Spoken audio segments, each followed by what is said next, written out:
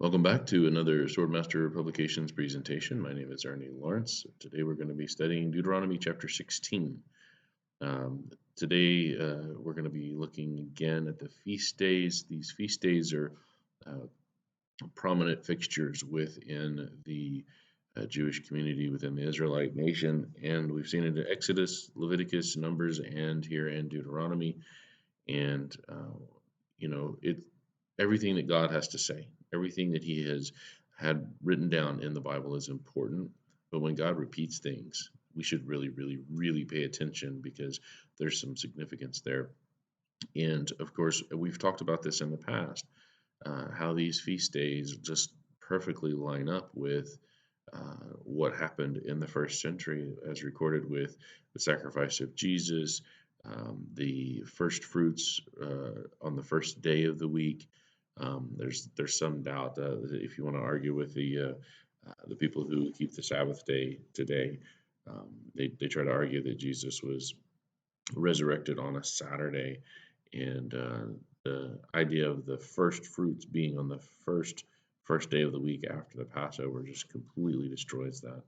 Um, and then you have the Feast of Unleavened Bread, and then you also have Pentecost.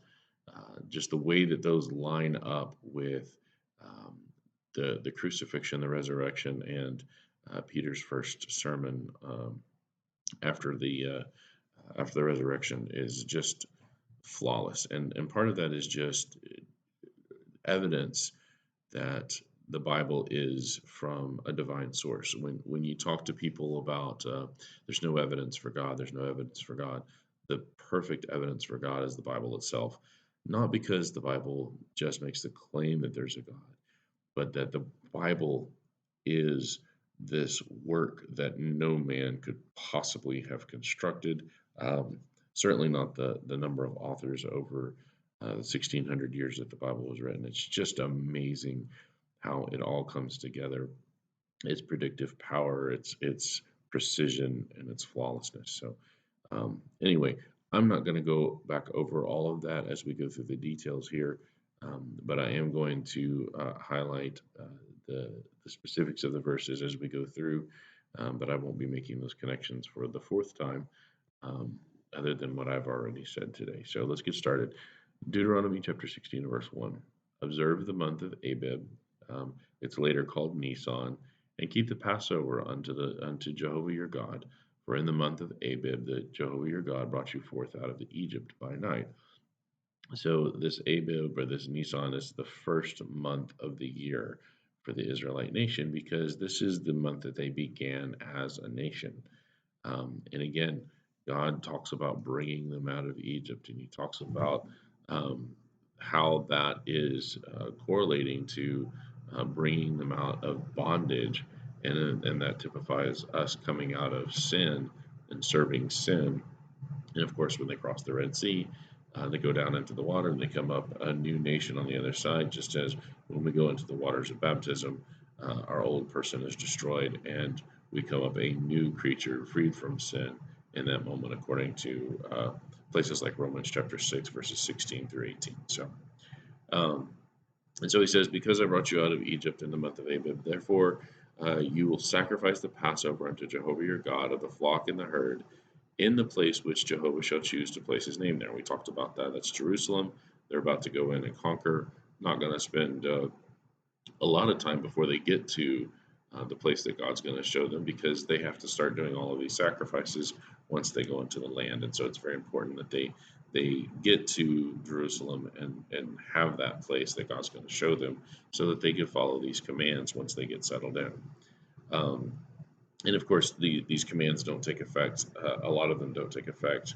Uh, like when he says, "You'll do it in a place that I'm going to show you." Obviously, they don't take effect until um, they have the place to do that, and they're able to grow their crops and settle their herds in the place. So, um,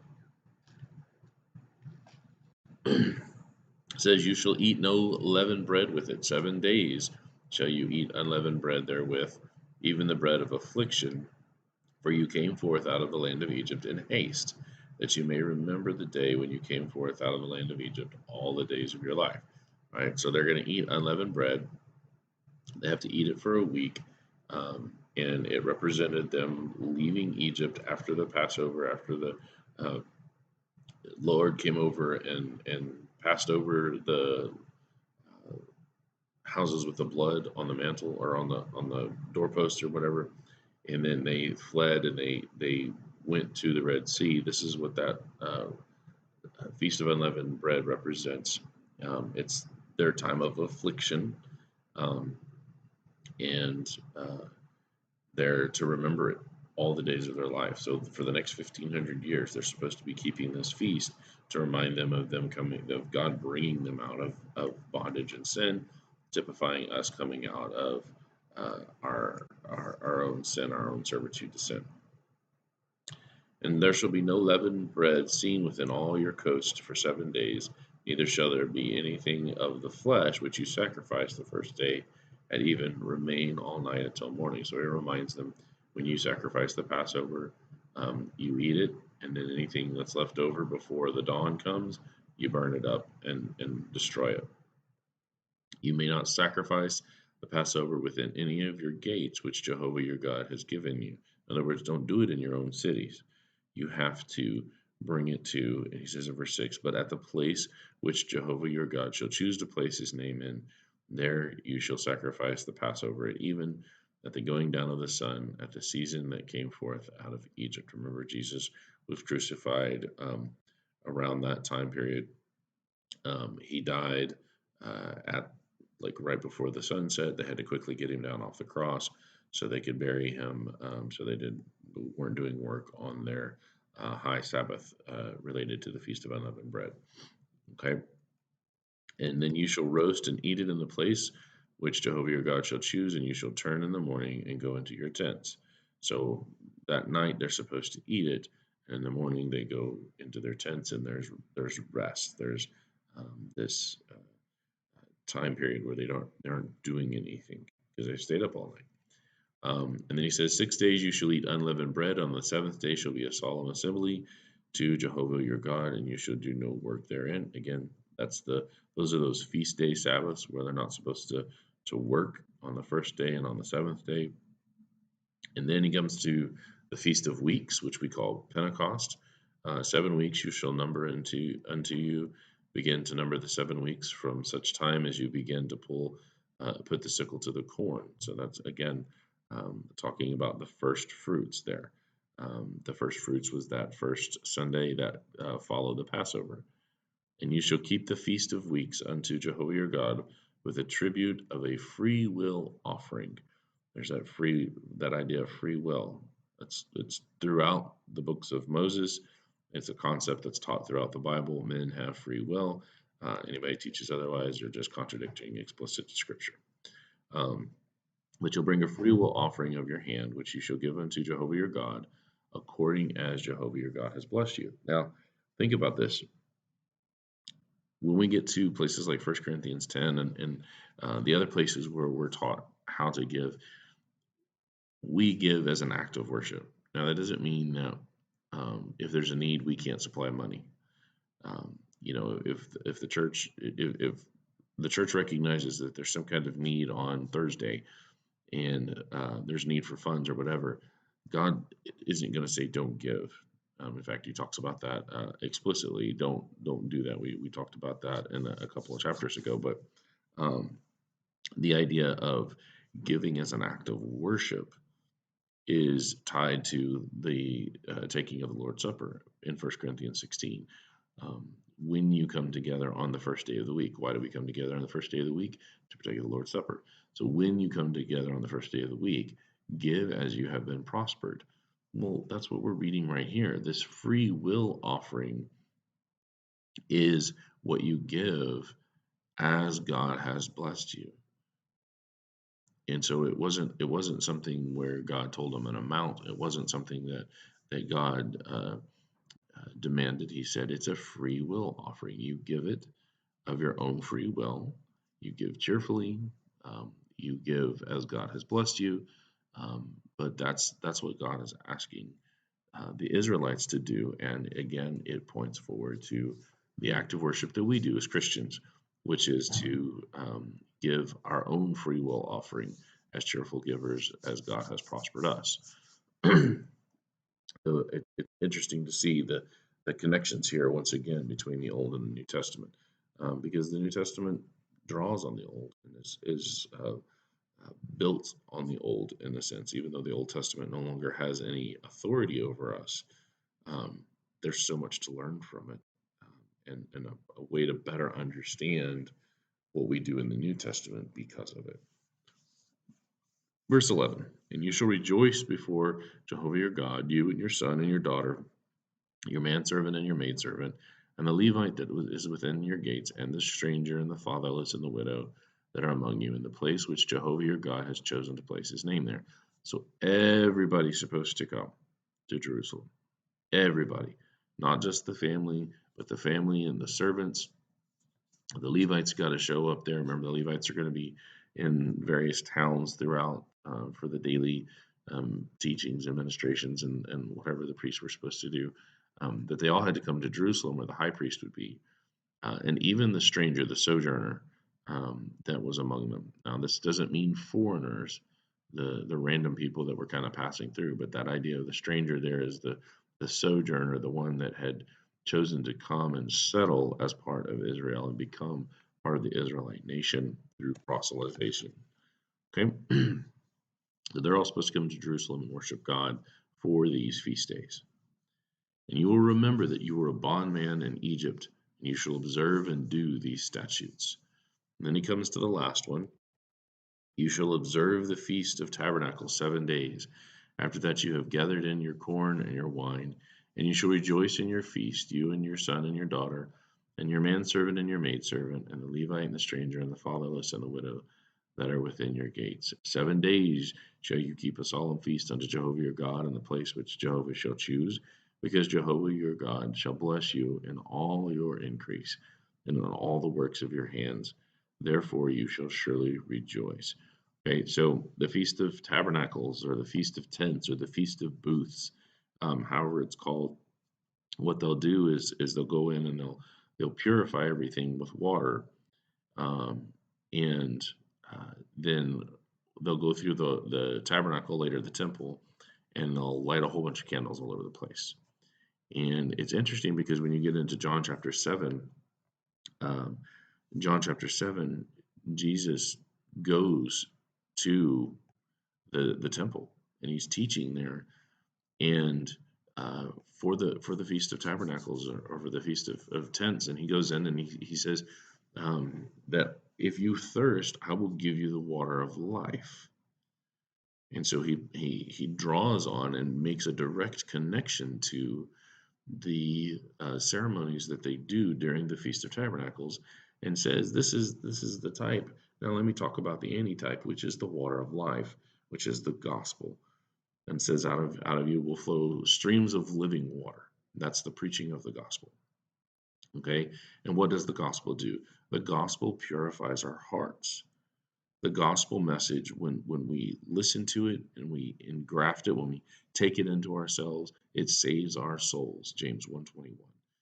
Faith comes by hearing the word of God. Romans 10:17. The gospel is the power of God unto salvation. Romans 1:16. And so Jesus says, I will give you the water of life.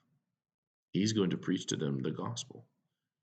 And then there's that whole thing with the woman caught in adultery. And of course, we look at Israel as the type there, that she was, I guess, the bride of God, if you want to call it that, was pictured as married to God throughout the Old Testament prophets, but caught in adultery. And the law says she had to be stoned. But then what they do there is they realize that the reason that they were bringing her to Jesus was not to fulfill the law, but to tempt him. And so they sinned in the catching of this woman. They didn't bring the man. To catch her in the actual act, it's probably a setup. Like they wanted to catch her in the act so they could tempt Jesus. Um, and so you have all of this goes on, but it's uh, you can see Jesus thinking about Israel as the woman caught in adultery, and then when they go away, there's no witnesses left, and so Jesus is like, well, I I'm not going to condemn you. I'm not a witness, and you have to have 2 or 3 witnesses to put you to death. So I'm not going to condemn you. Go and sin no more. And so the woman is freed. And then right after that, again talking about the Feast of Tabernacles, Jesus is in the temple, and he says, "I am the light." And he brings out uh, the idea of the lights that are lit throughout the temple. And light is always associated with knowledge. And so Jesus says, I am the light. Again, talking about the gospel message and the power of the gospel.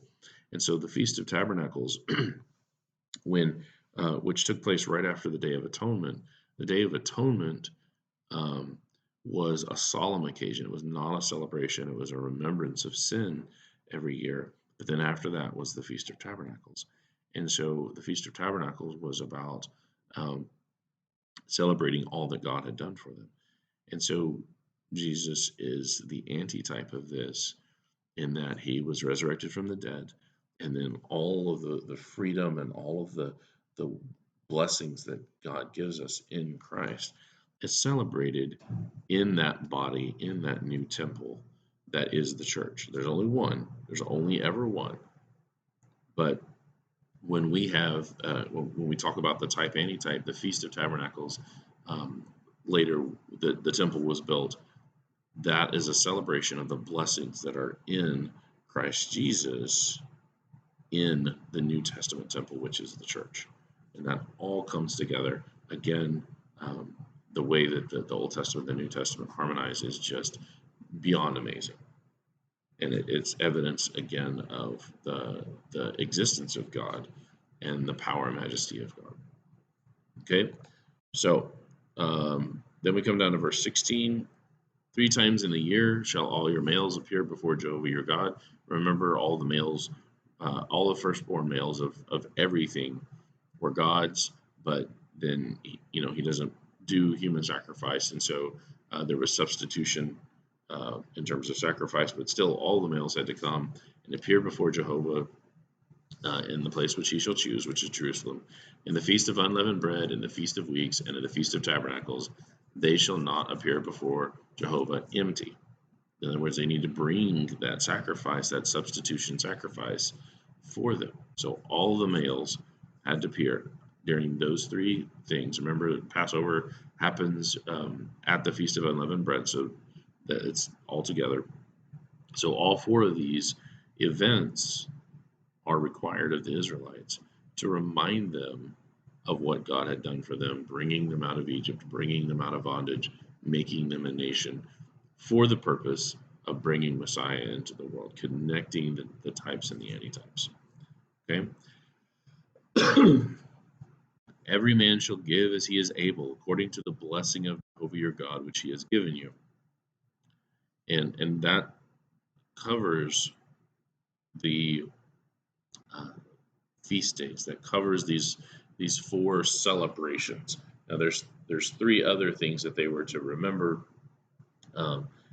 They're not in this context, but they relate to more of the remembrance of sin and the bringing back up the sin and the atonement, and they're not as celebratory as these 4 are. They don't pertain as much to the sacrifice of Jesus as much as they do as a reminder of the sin and the wickedness of the Israelites.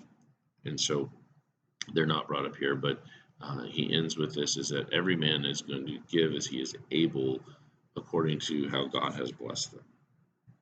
And that's no different in the New Testament.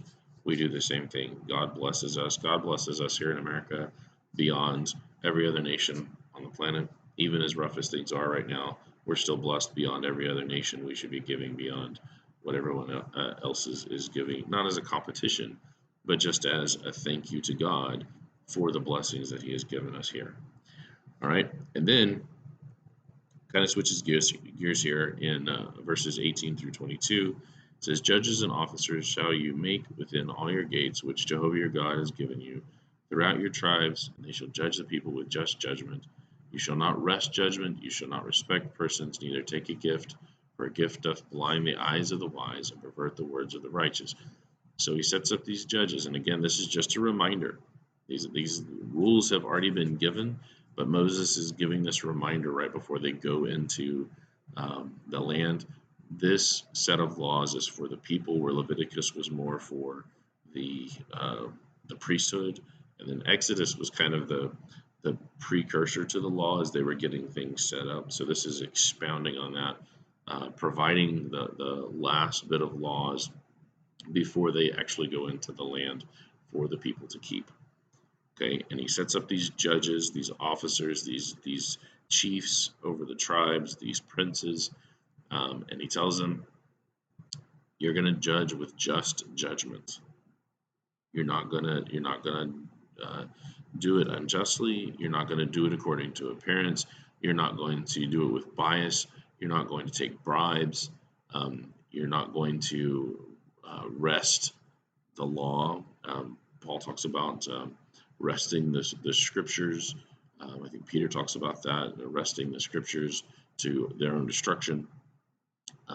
So they're not supposed to wrest. That's a twisting of, like you wring out a cloth type thing. It's a tearing of paper when you're angry, or when you're trying to twist it into something that it isn't. And so they're supposed to do this the correct way. And then he says, "That which is altogether just shall you follow, that you may live and inherit the land which Jehovah your God has given you." Okay, so this is for the people. Follow that which is just. And when you do that, you will live. I think this is a statement of providence here, that anybody who follows after that which is just, that means correct before God's law, you will live. In any nation, if you are following after God, you're doing what you're supposed to do. And under the Old Testament, it's talking about living physically, because there was all the physical types and everything. Under the new law, under the law of Christ, it's talking about living spiritually. If we follow after justness, then we will live. That you shall not, and then he comes to this last little bit here. It says, "You shall not plant a grove of trees near the altar of Jehovah your God," because remember, those groves eventually became places of pagan worship. Not supposed to have that anywhere near the altar of Jehovah, which you shall make. Neither shall you set up any image which Jehovah God hates. And there's a whole bunch about images, especially when we get into Revelation, about all these false images and the images that they were made to worship, and all of these things that kind of culminate in the end of Israel because of their unfaithfulness to God, and they're going after other nations, their money, their protection, their wealth, and their images, their false gods. So thank you for joining me. I hope this lesson has been edifying. Look forward to your questions. Again, my name is Ernie Lawrence, and this has been another Swordmaster Publications presentation. Y'all have a wonderful day.